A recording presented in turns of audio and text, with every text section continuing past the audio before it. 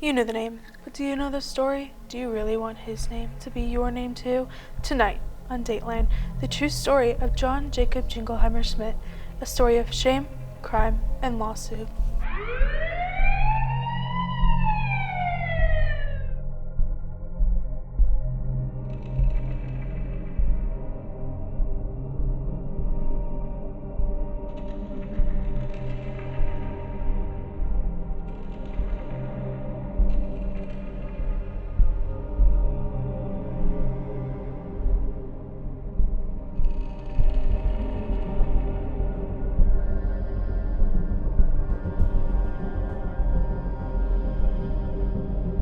That first day started like any other. I woke up, went to work, and that's when I heard it. The song. Little did we know, this song would forever change the course of history. Welcome back to Dateline. If you're just joining us, we're diving into this true story of the John Jacob Jingleheimer Schmidt. The song was truly shocking. I mean, who would ever claim to have my name? It's like they don't even have a personality. And identity theft is not a joke. So I did what any man would do. I went looking for the creator of the song. So I take it you're the creator of the John Jacob Jingleheimer Schmidt song? That's correct, but I didn't think anything of it at the time. I mean, it seemed just like a fun little song. Can you tell me what you remember about that day? Of course, I was sat on the set. Yeah, just finished a new episode. All the kids had gone home. The labor law made sure they were gone by a certain time. I was just sitting there, and suddenly a crazy man came up running, yelling at me. He said, "How dare you steal my identity, you purple father mucker?" I had never been so scared. Luckily, security got there just in time and talked with him. And then came the lawsuit and the horrors that followed that.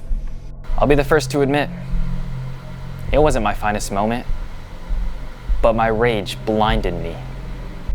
That would be child's play compared to what's to come. Some say that when it all spiraled, their children were afraid to go outside. After the first attack on Barney, John Jacob really went crazy.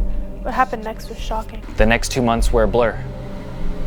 I just remember coming home and my hands would be red. I'd turn on the news and they'd mention multiple missing people, all of which were last heard singing the song. I had turned into a monster. But it was all in efforts to get that last person.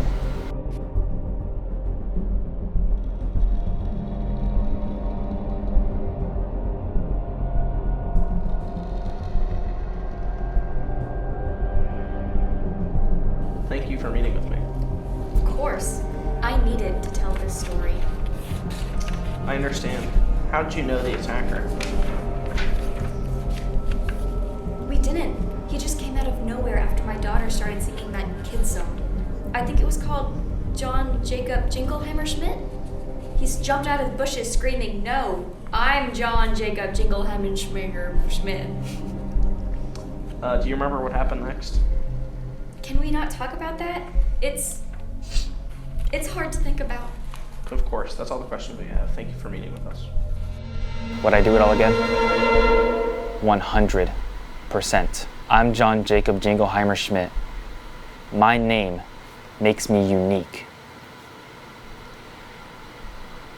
But it was the lawsuit that fueled my hatred. The lawsuit was called The People versus John Jacob Jingleheimer Schmidt. It lasted months, but when it was all said and done, would John Jacob walk free?